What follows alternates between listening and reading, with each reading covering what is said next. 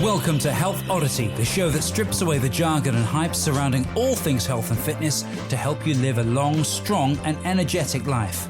Lining up at the bar this week, here's Peter Lant, Paul Bassett and James St. Pierre.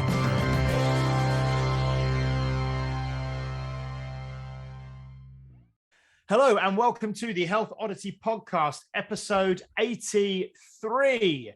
Now, today we have myself, and I will obviously introduce Peter and Paul in a minute, but we've got some stuff to discuss today based upon the fact that the last weekend we all were with David Keohan at Unique Results doing his one-day workshop, which we'll talk a lot about today and what we got from it. We also have got quite an in-depth question from a listener, which we're going to give a little bit of time to answering, because it's not a straightforward kind of one, and we're all going to have different stuff to share around that. And then we'll also see where the conversation takes us. So first of all, Mr. Peter Lant in Bath, how are you doing, sir?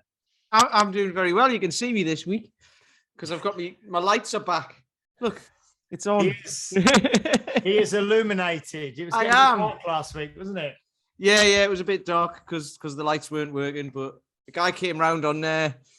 You see, this is one of the things. This is why we need coaches and why we need professionals and all that, right? Because I had a look at it and I couldn't work it out.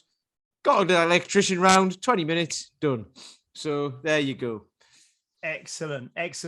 And before I introduce the next co-host, I will say we did actually have an offer to set up a crowdfunding campaign to improve the mic and Wi-Fi quality of Mr. Paul Bassett. But see if you can notice anything different when he talks today. He's got just see if you can notice the difference in the dulcet tones, the smooth voice. How are you, Mr. Paul Bassett? Hi, yeah, I'm just auditioning for my Radio 4. They've always got the most smooth, the best mics, haven't they? The Radio 4 kind of hosting. I know I really see Health Oddity as merely a stepping stone to greater things for myself, you know. It's like we were saying before we started recording, though. It does look like you're holding a hairdryer. Well, I'm just glad it's not pink. Not that you need a hairdryer, really. Yeah. Stick your head out the window and it'll be done in about 3 seconds, right?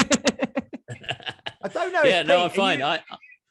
Sorry, I was going to say, Pete, are you getting close to your mic? I'm getting some crackling on your mic today, but I don't know if it's just my. That was because it's probably my beard rubbing up against it. To be honest. Okay. The beard is getting bigger, so he needs to keep the beard further away from the mic. I'm trying to adjust my. Okay. I think I'm getting a bit of crackling as well, so maybe it's that I don't want to get a bit cocky here, right? Just because I got a new mic, but I think you're pushing the volume into the red, and it's cracking. Is that better? That's better. That's better. Yeah, keep your distance. Right. I've worked out now why Brian Blessed has got such a loud booming voice, because he's always had a beard and he has to stand back from the microphone, so therefore he has to shout. Right there, you go. I really wish you could do an impression. So, yeah, what me and Brian Blessed? Nah. Have you heard the story about him delivering a child on Wimbledon Common? No. Yeah, no. Well, you just got to. You can search for it online. Okay. It's mad. It's crazy. It's brilliant. Okay. We'll take your word for it. So first of all, he punched a kangaroo, I think. So first of all of us were with David Keohan, Irish Move athlete, over the weekend. He came to Unique Results. We picked him up Saturday evening. We had a full day with him Sunday, a morning of Kettleyoga and mobility exercises. We did that for about 3 hours.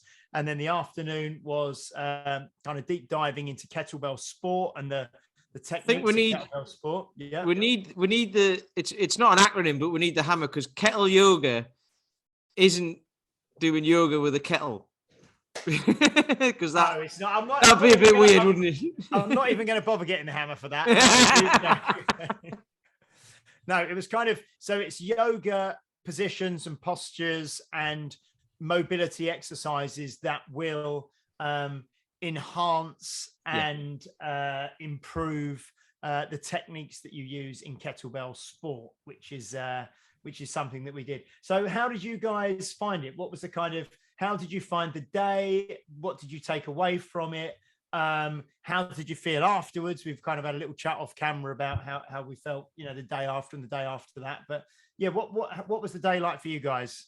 Well, for me, I mean, I followed Dave for a while on Instagram, and obviously he does ridiculous feats of strength and what have you. But when you see him do, so I'm going to use a few terms here that people might not know, but he does like sissy squats and the reverse Nordics and all of that, like the stuff he does, body weight stuff. His mobility is amazing. I mean, the reverse prayer, I think it's called, where he puts his hands together behind his back like that. I mean, there's not, if you can do that, you're doing all right, aren't you? Especially if you're really strong as well. And I say especially if you're really strong, because people tend to think if you're strong, you lose mobility. But a thing that I've been thinking about a lot, and I've thought about this for years, but David says it a lot as well. He's like, mobility is strength and strength is mobility. You can't have one without the other, or you can, but they'll be compromised, either one without any other one. And we've spoke about this before. So I've seen him do all this stuff, which is why when we had him on here and then he was coming over, he was like, right, I want to go and meet him and I want to see what he does. And we were talking about this just before we came on air, weren't we? And it's nothing new, really, what he does. It's all been done before, but he thinks about it very specifically, and then he just applies it and does it over and over and over again. So he's just been doing this. He said he'd been like, it was like 5 or 6 years ago, people started noticing his mobility, didn't they? And said, how do you do that? And he'd noticed in the best guys in kettlebell sport, their mobility was really good. Like the Russian guys, their overhead mobility was great and his wasn't. So he was battling against the weight all the time rather than just being comfortable in that position. So, yeah. So, and I mean, I was struggling with pistol squats last week. And I'd said it to Paul. It was, well, for the last few weeks, I'd been struggling. Just kind of, it felt like I had tight hips, which was inhibiting the movement. But I was actually using quite a heavy weight and doing a lot of volume. And so over the weekend, on the Sunday, it was all day Sunday. It gave me confidence that actually my hip mobility is okay with the stuff that we went through. But then on Sunday night, Paul, he sent me a message saying, okay, we'll dial it back and take it easy, and then started typing. You can see them when they're typing, and then he sent my program through, which I sent to you guys, didn't I? He sent my program through, and he was like, oh, you might see that I've changed my mind, and he'd actually given me, it was build up to a maximum weight to see where you're at, see what you can do. So it wasn't loads of volume, it was just build up with the weight. And I was like, okay, but so I started to do that on the Monday morning, the day after, driven back for 3 hours and stuff like that. And I hit a 5 kilo PR in my pistol squat. And I was very close to. So my goal is to pistol squat the beast, the 48 kilo. And I managed to do 45 kilos because I've only got a 40 kilo belt. So I just strapped a 5 kilo weight to it. And I managed to do 45 kilos on each leg. And it was very easy. And the mobility felt great. So actually, that was an immediate impact from just that one day with David. And I told him, and he was like, "Brilliant! I'm glad to be part of that." So that's what I got from it. And that was, it was really good. A great weekend. How about you, Paul? What was your overall impression of the day, and what did you take away from it? It was great. I mean, I hadn't seen you guys since we initially. Well, I hadn't seen Peter since 2015. So obviously we see each other weekly on. Yeah, we on see Zoom. each other once every 7 years. Yeah, I know exactly. Yeah, it's about enough, isn't it? Do you think? Yeah. And one of your clients thought that I was had the impression that I was very small. So he couldn't believe that I've. Yeah. I think it's Paul Field. He thought I was much smaller than I am. So I don't know. You're like, no, I'm just sitting down. Yeah, I'm just sitting down. It's But anyway, a shout out to him. He was very nice. Your crew was great, actually, James. You got really great clients, and it's good to see. Because obviously usually with CERT, you've got a lot of you've got a lot of trainers, and there were trainers there, but it's good to see just general population just being fascinated by how they can educate themselves around movement. And David certainly did that. He's definitely someone who walks the walk. He's very humble, and he was great to hang out with. And we obviously all went for a meal the night before, and that was great. And he, as Peter said, it's just the application. I think some of the best people we've spoken to. Well, we speak to loads of great people, but certainly what sets people, maybe the very high performers, apart, is they just apply everything. He took us through that 15-minute warm-up, which that without fail, it's not just telling us this is what you should do. He's doing it. He's doing every single thing he tells you. And that he's just probably done it for multiple years, and occasionally slots something new in if he's got a gap in what he's doing. But and I think what's interesting is it's very much like there's like physics, and then there's applied mathematics. There's like theoretical physics, and then there's that kind of applied mathematics. And it's like, if you want to build a rocket, you've got to actually have maths that works, rather than just sitting down in an armchair trying to work out something that you can't really test. And so his kind of kettle yoga was that very much for me. It's like, okay, well, we're going to have mobility. It's not just mobility, inverted commas. What does that mean? What does that actually do? It's like, well, I need to move better. I know I need to be more mobile, but what are the positions that I want to own? How do I need to organize my body under load, and how do I replicate that in a mobility practice that's going to allow me to slowly open up the areas that are limiting my sport. And for most of our clients, their sport is life, so they just probably need to squat a bit deeper. They need to have healthy hips. They need to be a little bit stronger here and there, and that's enough. But certainly when people just say, hey, you're a strength athlete, do yoga, it's going to make you better. What I do like is that David just said, well, yeah, I'll do yoga, but I want to spend the time on the things that are going to give me something back to my sport. There's no point working on the splits if it's not relevant to your sport, unless there is some carryover. So that's what I definitely noticed. And I was kind of pleased to know that a lot of the stuff I was integrating already with my clients. So it was good to see that I was on the right page with some of my own practice. As I don't know if you just said it now, Peter, or before, but my mobility wasn't as bad as I thought it was going to be. I could do a lot of the things. There's certain things which I struggled with, and definitely kind of opened my eyes to, like, okay, that's where I need to put my attention. But it was great, and it was just good to see him in action, because I do kettlebell sport myself. So I really enjoyed watching how he, some of his technique tips for me were subtle, but they were the game changers, I think. I'll tell you what was really good as well was, so there was a lot of people from James's gym there, a lot of James's clients. And, we've been to these things before, and you'll see people can't get into the positions, they're tight. So like Paul's just said, this gave me confidence that my mobility is okay, because I was starting to doubt it because of, because the pistol squats were getting harder. But actually I left it thinking, like, do you know what? My mobility is pretty bloody good. But then, I asked David, I said, when you do these things, can everybody do what you're doing? Because everybody could get into the position. And he was like, no, there's usually 2 or 3 people who are really struggling, And I said, well, that's testament to James and his gym, and the people who are there, and the people and the clients as well who come along, who listen, because everybody could do the stuff, which is kind of, it's not unheard of. But I mean, we go to things with other trainers, right?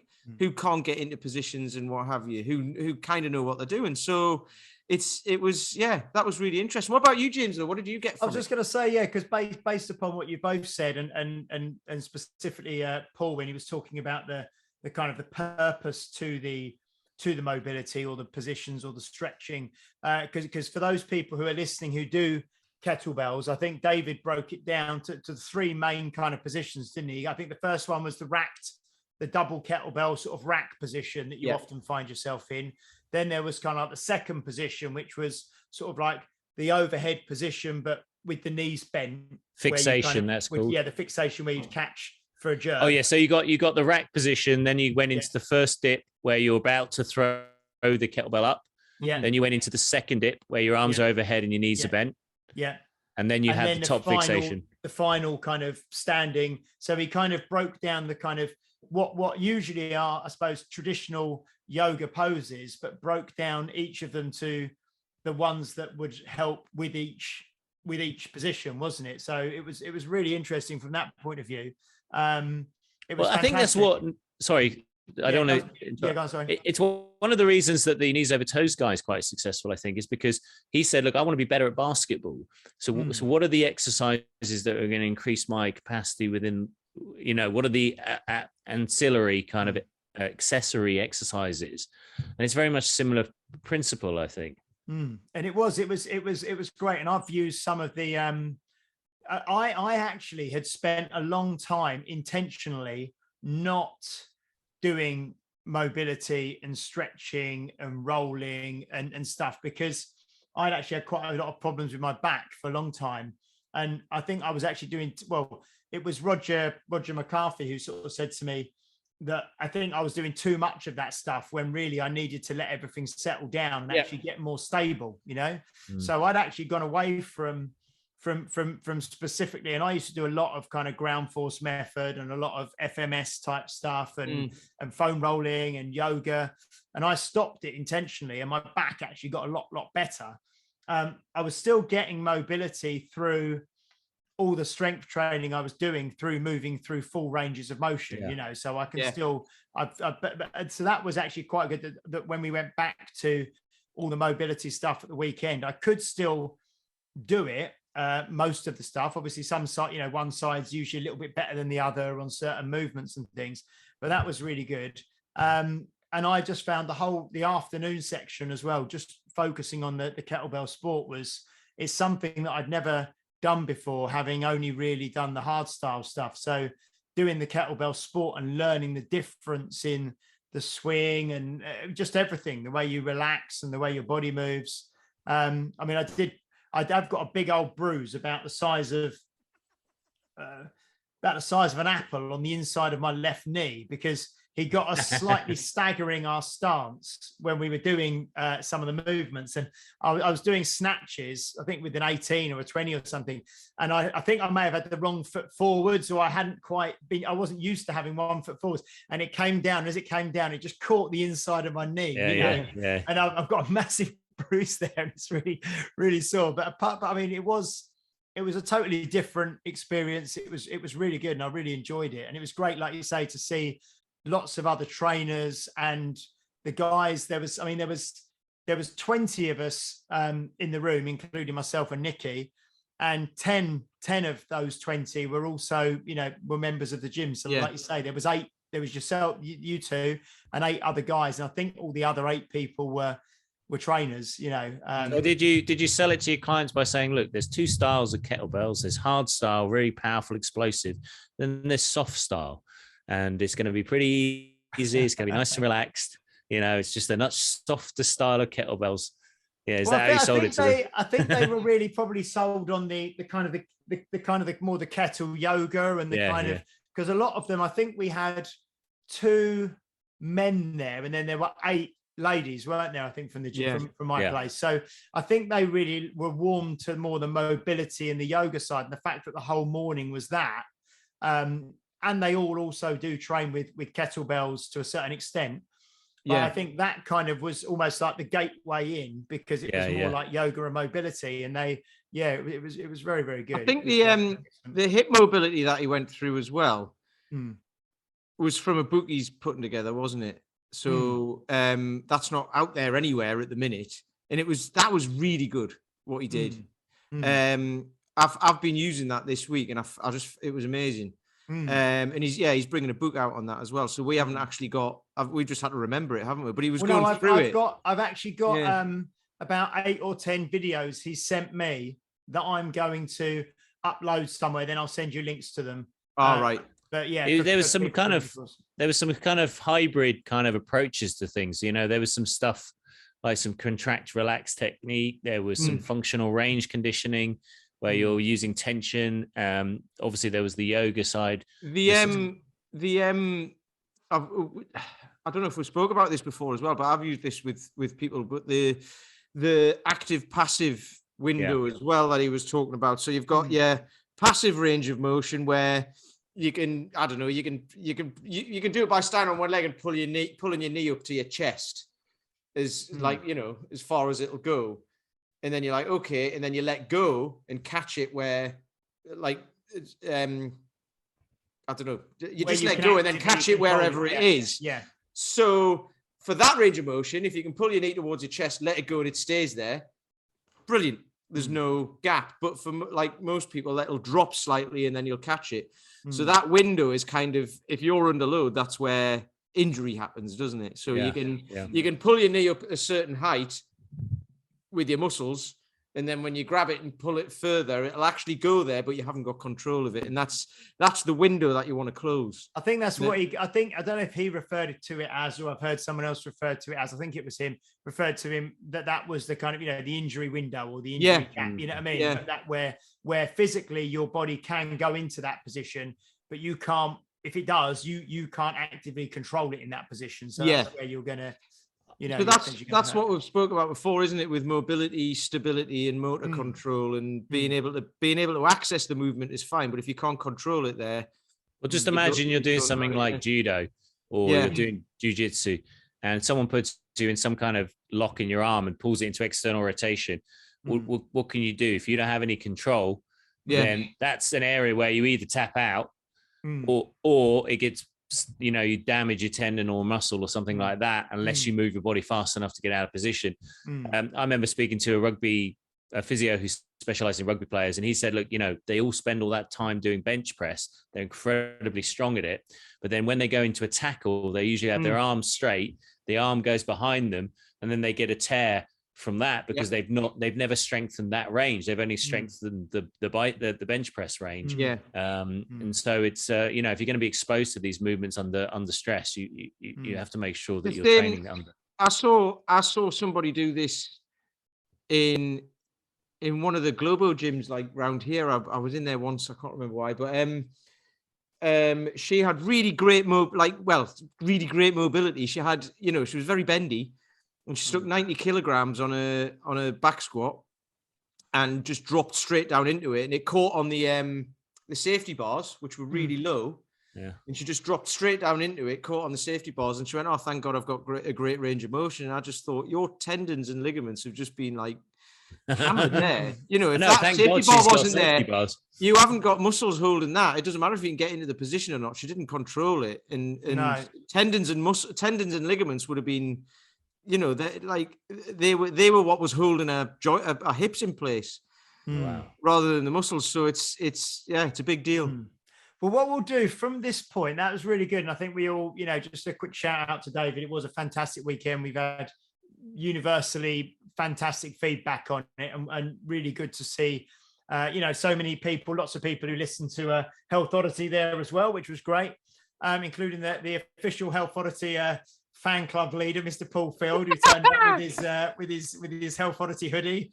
Right, it's gonna be a bit like Frasier. You know, when Frasier's fan club shows up and there's only like two of them and they're all a bit weird.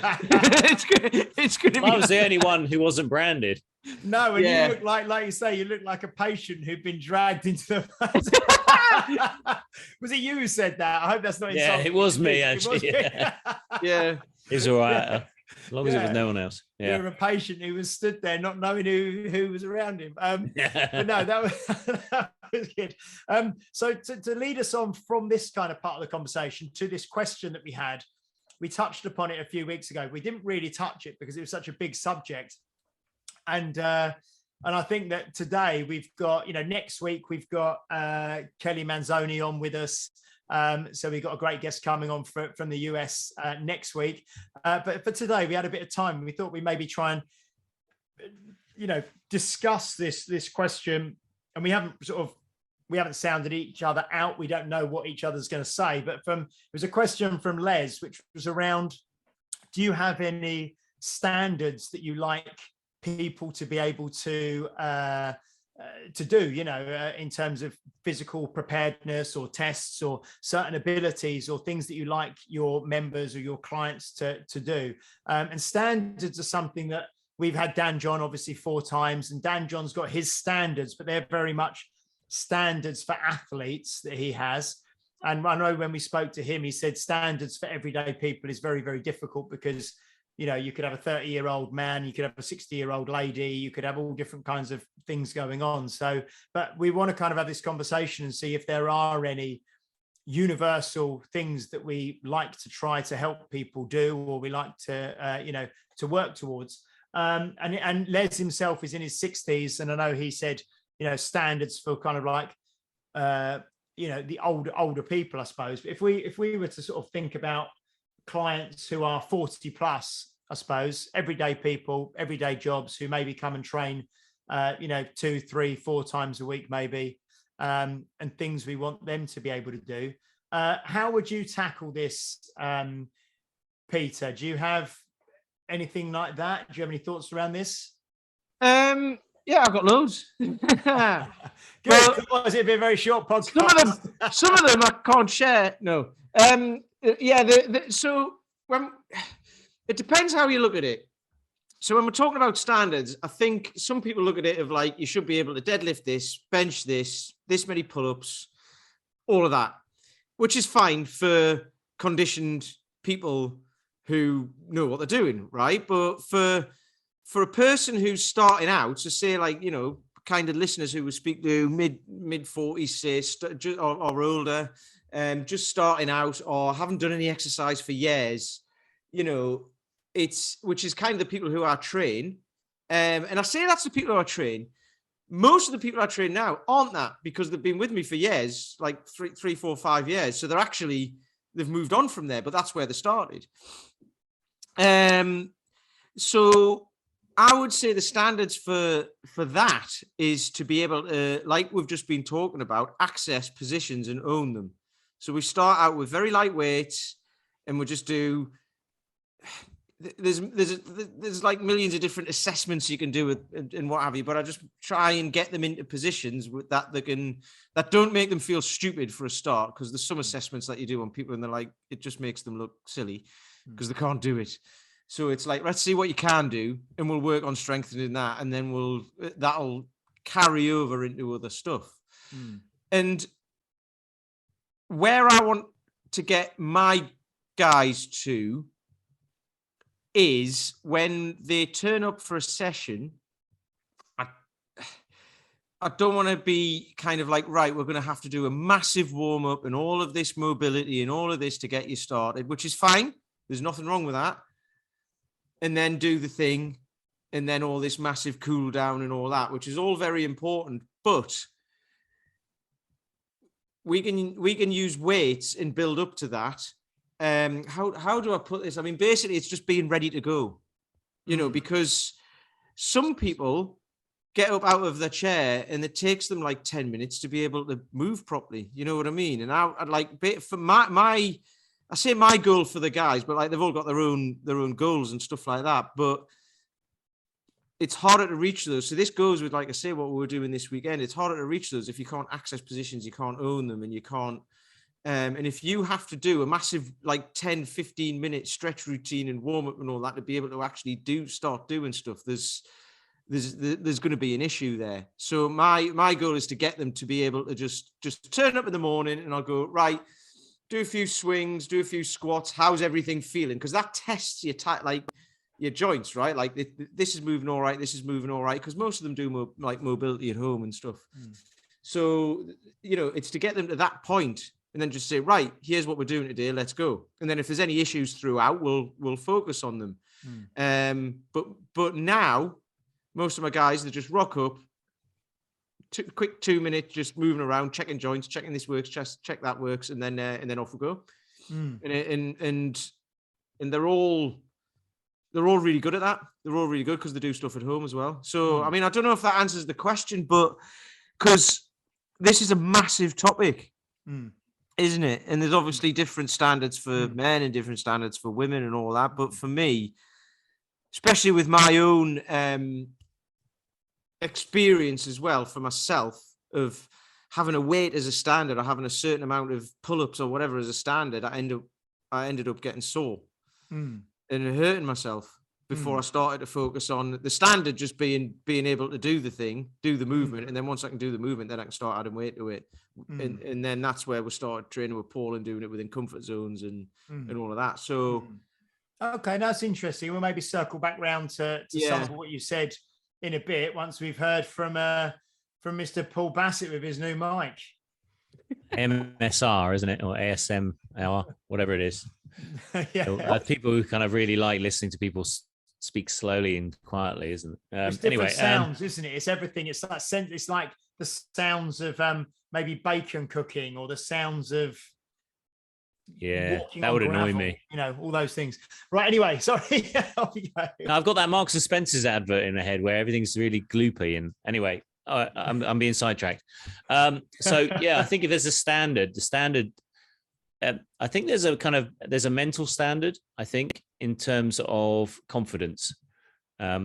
So I think one of the standards we want to bring people up to is a certain level of confidence where they want to explore movement, and they want to be, and they trust their body enough to start picking and opting to go heavier.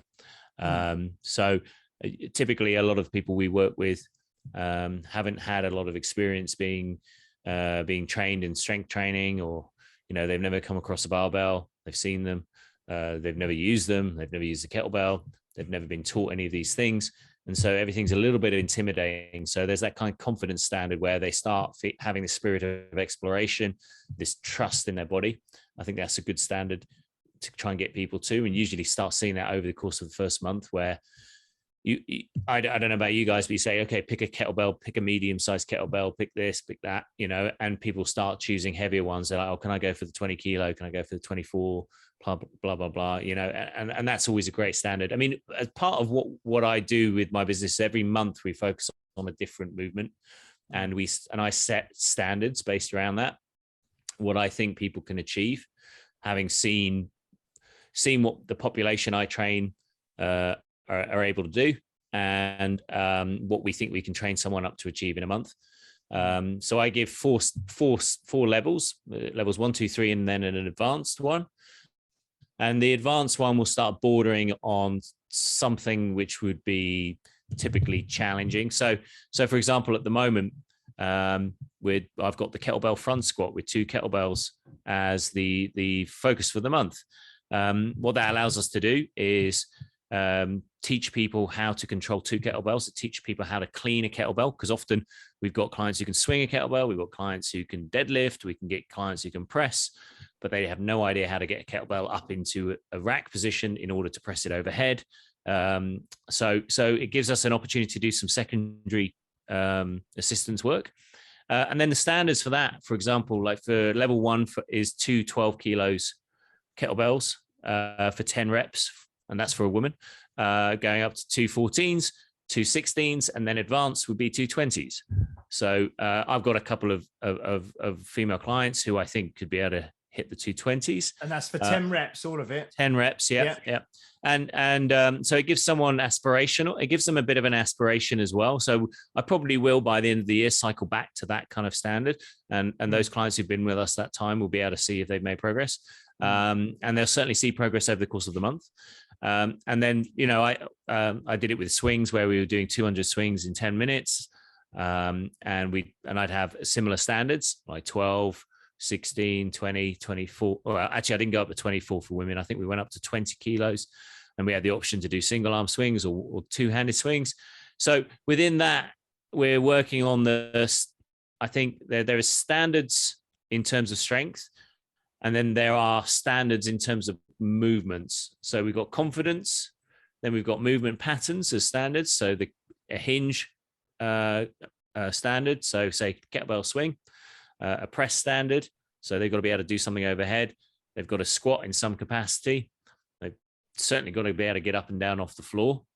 That's a challenge for a lot of people. It's definitely a human standard, is be able to use your own body weight and get up and down. And within that, there are some other things, but really we need to have a standard around squats, deadlifts, and press, and then everything else on that is kind of gravy, really. No, that's good. I mean, it's interesting to have. I mean, we when people join us, we use the Dan John, the 1, 2, 3, 4 assessment, and the physical thing. And again, when I think the problem is sometimes we talk about standards, and when you say it, so it's good that you kind of quantified and clarified what you said, Paul, was you kind of know the standards that you're looking for the kind of people that you train and for your members, you know. So these standards aren't obviously for every single member of the population, you know, and we understand that there's people, you know, of mixed abilities, and some people have, you know, maybe medical conditions going on or disabilities, or, you know, they can't move very, very well. So there's different things. But when we do the 1, 2, 3, 4, the first thing we do is a push-up position plank, just to be in a push-up position plank, top of a press up, palms on the floor, straight elbows, holding that position. And we time how long they can hold that for on day one. And we kind of say the gold standard is 2 minutes. You know, some people, probably, I don't know, maybe 20% of people who come in could do that for 2 minutes on first go, but some people maybe 20 seconds or 30 seconds or 10 seconds or whatever. So that's something that we do. We also do the get down and get back up kind of test or assessment, and just sort of see how people do that, as just something to begin with for day one. We do, if they're able to, do the standing long jump from standing start to see if they can jump there. Or most people, this is the one that most people can't do, is to jump their height, you know, horizontally across the floor. The majority of people can't do that, especially with our client base, 40 plus, 50 plus, because most people, including myself, you don't tend to jump in day-to-day life, do you? You know, I mean, the vast majority of people probably haven't jumped since school, you know, some kind of sport, I would imagine. I don't know, do you find that, guys, yourself, in terms of jumping? Yeah, we don't do much jumping. We certainly don't do box jumps, because it's just the quickest way to injure one of my clients. yeah. But even just jumping, just taking both feet off the floor at once, you know, very few people actually ever have to, and it's very, even jumping up something like, you know, 6-inch curb or something, it's quite unnerving for people. But we do that, and then we do the farmer's walk as well, which is, but it might only be first day they come in, they might just pick up a pair of 8-kilo kettlebells or a pair of 12-kilo kettlebells, but the goal would be long term to get them towards, you know, a total of body weight, you know, spread across the two hands. And then the final one that we've started doing again, and this isn't where you kind of gauge where people are when they come in, but I also like doing now just a straight arm sort of hang, you know, from a nice sturdy bar, Pete. Honestly, when I came to yours, I did a couple of pull-ups on that, and I was like, "Oh, this is lovely." So much easier. But just, you know, just a straight arm hang, and again, most people have never hung with their body weight since the playground, and since that's a massive one, because I've had people do that who've got bars at home, like above their doors and or outside or what have you. And and the thing, you go, how long? I always ask them, how long do you think you'll be able to hold it for? And they always think it's like a minute or so or longer, and it's like 10 seconds, and then their grip's going. It's because the hands get so sore. For most people, they're not. But this is people who want to do a pull-up or a few pull-ups, and I'm like, if you want to do 5 pull-ups, that's going to take it's going to take 10 seconds or 15 seconds. So if you can't hang on the bar that long, then hanging on the bar while pulling yourself up is going to be way harder. So it's a huge. So again, for that one, we have a kind of a gold standard, if you like, and I think it's quite nice because we give people these. I kind of say whatever you do today is absolutely fine, and there's no kind of judgment on what they can do when they walk in. But to give them like the gold standard of, you know, eventually if you can hang for 2 minutes, you know, which is a lot harder than doing a plank for 2 minutes. To hang for 2 minutes is a lot harder than doing a plank for 2 minutes. But it just puts that little seed in people's minds, you know, and something, and it's so simple. Certainly the push-up position plank, I encourage people to go home and, you know, show it to, the husband, the wife, or the partner, or the kids, and just try and do one, every day for the first week. And they can usually add sort of 5 seconds a day, 5 or 10 seconds a day. I get new people and my guys to do it a lot, and I talk about it online and stuff like that, and I just do like the odd little mobility move, which is quite fun. And then go, right, do this with your kids, and they'll wipe the floor with you. And they all do. And the crow pose that we did with David at the weekend, I've been doing that with a few people beforehand anyway, like the frog one, the beginner one, and then you can get into crow pose and all that. And I did it with a lady who wants to get a headstand. So, which is great. And her husband's been coming for years, and she started coming last year. So she's called Nikki. And she's really strong. I mean, Paul was talking about the standards there. She does 10 sets of 10 with 2 16s and in squats and all that sort of stuff. And 10 sets of 10 with 2 12s pressing them with doubles. She did that the other day. But anyway, so her husband's been coming for about 5 years. So I gave her the frog pose stance to do. And she went home and she was like, because she got it, she nailed it. So she went home and said to him, like, oh, have a go at this, Peter got us to have a go at this. And him and the kids did it straight away, no problem. And she was like, that's not fair. And I was like, yes. And one of the other standards, which comes from and it's not a standard that I use, but I did after we had him on the podcast. I think I shared it with my group and my members, and then people really got into it. Was when James Brees came on, and he said about can you walk? I think it was it 1.5 miles in 20 minutes? Yes, something like that. Yeah, something like that. And that was really good because so you might have someone say, well, you've got to be able to run a mile in 10 minutes or 9 minutes or 8 minutes or whatever. But I think that 1.5 mile walk in 20 minutes, or just walk for 20 minutes and see how far you get, and then try and gradually better that. I think is a really good.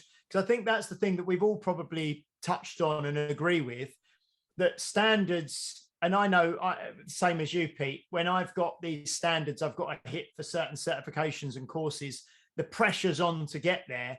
And often you try and speed up the process maybe a bit quicker than physiologically your body can, because you've got a time deadline and you think, I've got to be able to do it by then. So you maybe try and rush a few steps and things like that. Whereas when you just have something that's fairly fluid and you give someone a goal of, say, walking 1.5 miles in 20 minutes, or holding a 2-minute push-up position plank, or hanging from a bar for 2 minutes, they're very simple things that they can just do every day, aren't they? That don't require any equipment or stuff that's going to make them better, There's something you've just said there. And so the standards for certifications, I was listening to Finn on Chris Lowe. Chris Lowe's got a... So Chris Lowe, the nutritionist, who we've had on the podcast, has got a podcast. And he interviewed Finbar Tulin, who we've also had on the podcast, who's a kettlebell sport champion. And Finn was saying, so this goes with what I've been thinking about in answer to Les's question as well, because no doubt Les is a bit of an all-rounder. Is he? Yeah. So Finn was saying he's never more than 3 to 5 weeks out of competition readiness all year round. That's how he trains. And he's not overdoing it. That's just where he's at. So if for some reason a competition came up in 5 weeks and he was like, I'm going to be ready for that, and he could be ready from the point he's at now. So he's generally prepared. Just in general, he's prepared, which is what I was saying about my guys. I just wanted to be able to rock up and get on with it. So obviously that's not at the same level, but it's at their level. So you've just said about the certifications there and standards. Now, years ago, I used to try and push to get to the standards. Whereas now, with training within comfort, but expanding the comfort zone, apart from the SFL, which I'm not sure about because I haven't used a barbell for ages, I could do any of them, tomorrow, because I've got myself to that level. They've been absorbed within your comfort zone, within the trade, my comfort zone is expanded to encompass standards. So And like I say, the barbell course, the double bodyweight deadlift, I'm not sure about. I might be able to, I might not do. But with the way I've been training, I know I could train to get there.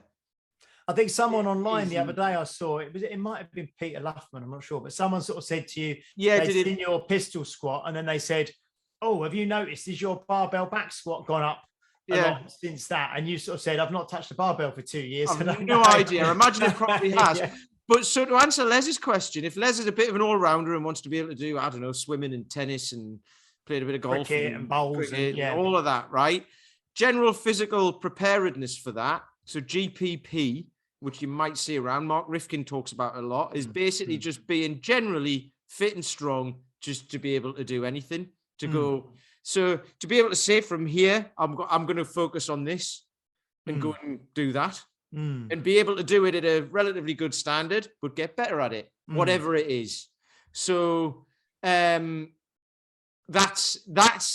so Finn being ready, like 5 weeks away, me being able to say I can do these certifications without having to really train for it anymore. And saying that without having to train for it, that's because I've trained for it for 8 years, basically.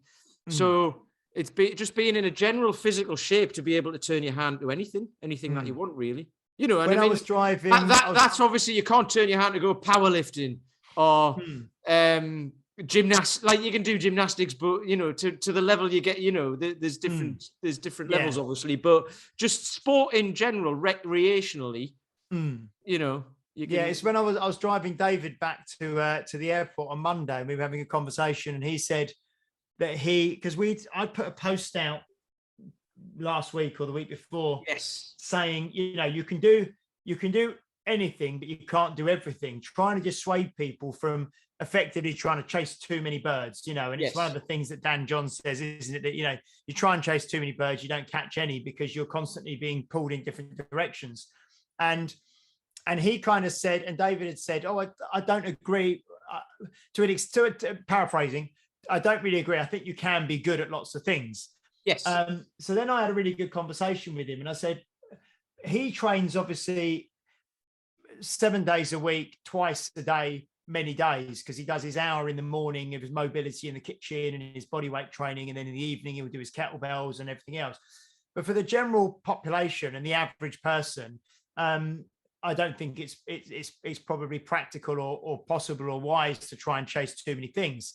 And he sort of said that what he actually does, or what he actually means, I suppose, if he explained it further, is that he has certain blocks of time, and it could be blocks of 2 years, say, where he really focuses on one thing. So when he did his kettlebell sport, it was probably more like 5 or 6 years that he really 100% focused on that.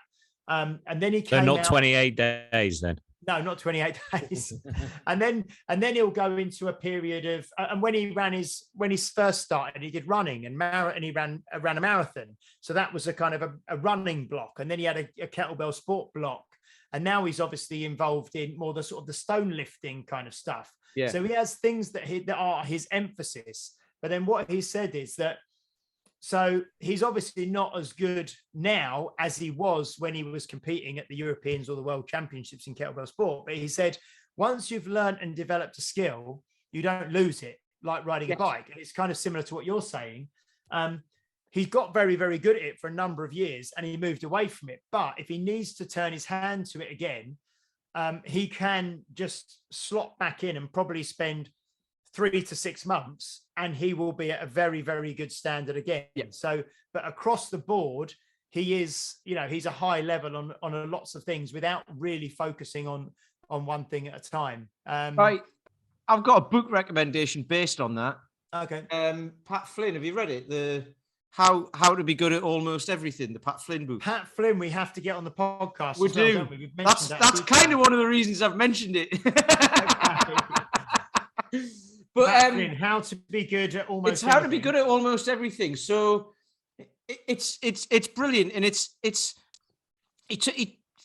says a lot of things in it, but the general gist is, right, if you want to be a master at something, you focus on that thing and you become better at everybody else. But then you're good at that one thing at the expense of everything else. So you need to be bloody good at it. Otherwise, it's a waste of time because you've spent all of your time on that one thing. Like I say, at the expense of everything else. Whereas, like what you've just said about David, it's a perfect example. If you want to get good at kettlebell sport, right? You focus on that 100% for however long you need to, and David might be a bad example of this because he mastered it and all that sort of stuff, but you might get to 80% of mastery, whatever that is, right? We don't know what that is, but 80% of it. And that's good enough. You might get to 70%, which is going to be better than most people, right? Better than average. And if that's where you want to be, that's good. You've done that. So you haven't mastered it, but you've got better at it than the average population. So then you can take your focus away from that and focus on something else. So it's like what we spoke about balance of life and working on your job, or like more on your family, or more on your fitness, or whatever. So it's short-term specialization in a thing not at the expense of everything else, but you have to focus on that more than focusing on the other stuff. But then once you've got to a certain level, you can bring that focus down and then focus on something else and focus on something else, and everything starts to rise. You know what I mean? So you become and so that saying of being a jack of all trades and a master of none, there's nothing wrong with that. That's actually a good place to be. Because if you want to really master something, that's great, but you're going to be the person who's good at that one thing. So people want that one thing, they're going to come to you. But then once they've got that, you're done. You know what I mean? So if you can pick things that are kind of synergistic as well. So what David was talking about, and I know he's posted quite a lot about it recently. Yes, is the mobility that he's got and his ability to get really, really deep into a squat makes him better at stone lifting. Yes, because he he big can guys go really deep and literally have his bum on the floor almost and get the stone in the right position and stand up. Whereas I think at the weekend he said some guys that are maybe 50 kilos heavier than him and a lot bigger and stronger can't lift as heavy stones because they're basically leaning forwards and trying to lift it all with their back because they can't get into this deep squat. So if you can pick things that are synergistic and work and complement each other to an extent as well. And I think that's where he's done so well with the yoga and the mobility complements the stone lifting and the kettlebell sport. And it all they all feed off of each other.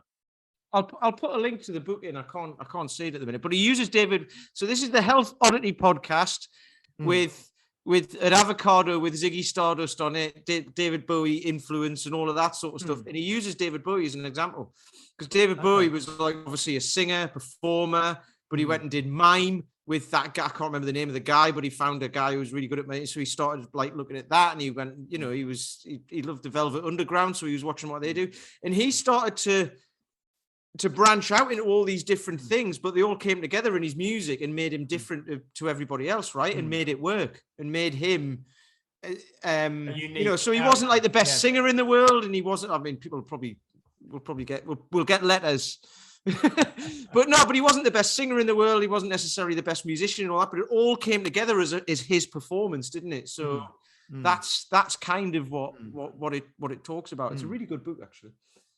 Well, that's I think, guys, we'll sort of start to wrap up there, but I think that's that question from Les about standards kind of as really kind of took us in a few different directions there, which I didn't think it would, but it's very, very interesting and thought-provoking. How would you like to say anything, Paul? You're kind of sat there with your mic. I know he's got his new microphone in it, and he's been very sorry. I'm clutching it. I don't know. I've actually forgotten the question. It's one of those ones where I'm listening, but at the same time, forgotten where we started. We started around standards, didn't we? Yeah. I can't remember we circled back. I think I had an opinion on that. You did have an input already on that, and then we circled back round to finish off to close the loop with talking about David again from the weekend. So I think that's pretty good. I concur. Mr. Peter Lamb, would you like to? You've already said quite a lot, I know. But Yeah, don't worry about that. Go to Paul. Sorry. Sorry, you've been listening to the Peter Lamb show. Sorry. It's just one of those things, isn't it? When you can go off on these like it's that, like I said earlier, that's a massive question. So no, but it's nice. Yeah. I think we've all had an input on it and talked about it, and hopefully it's been interesting to some people. Well, they say I mean, it's good to have standards, and those standards that shouldn't act as a comparison. Yeah. In terms of like the comparison's the thief of joy, isn't it? So it's it's just something to evaluate where you are. I think a good thing about the weekend for me was, as Peter said earlier, my mobility is not as bad as I think it is. I've obviously done some work and it's come good in certain areas. I know areas that I need to work. Like my kettlebell sport is not bad. I got a nice compliment from David on my kettlebell snatch, which is good. They're just there to give you some way of latching on to something that's slightly ephemeral. If you're climbing a mount, if you're standing in front of a climbing wall, you just got to get to the top. Whereas when you're standing in front of a barbell or a kettlebell, how many times, how much weight, it's not as obvious. And so it's quite good to add a little bit of clarity around these kind of woolly pursuits. Strength and conditioning is quite woolly. A lot of the time I tell my clients, so what we do in class is to make everything else outside better.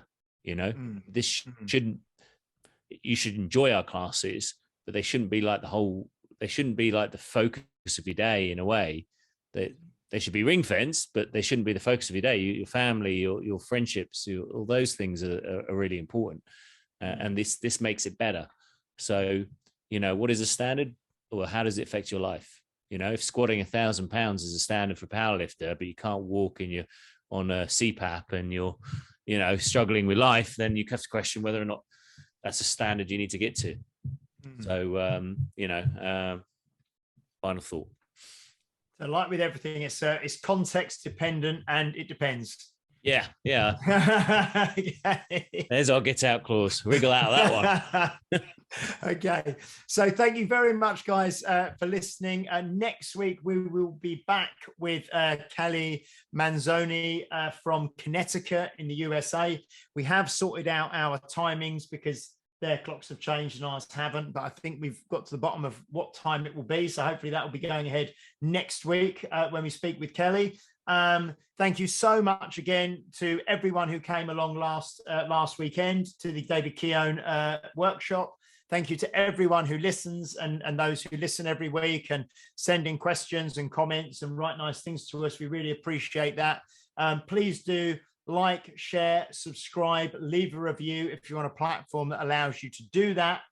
And if you'd like to join the Facebook group, just go onto Facebook, into groups, search Health Oddity, and click on to join, and then we will let you in. Just want to say very quickly as well, a couple of well dones. Pete mentioned something earlier, but well done to two of my ladies this week, Yana and Tara, who both were doing crows and headstands earlier in the week. And well done to recent guest, Yay Burpees, Ben Morris, who just did his kettlebell half marathon, didn't he? Did he get a British record or something in his weight and age class? Something like that. I think he got a record, in weight. I'm seeing him this weekend. I'll ask him about it. Yeah. So well done to Ben. Well done again. We'll mention him again to Finbar Tulan, who coaches Ben.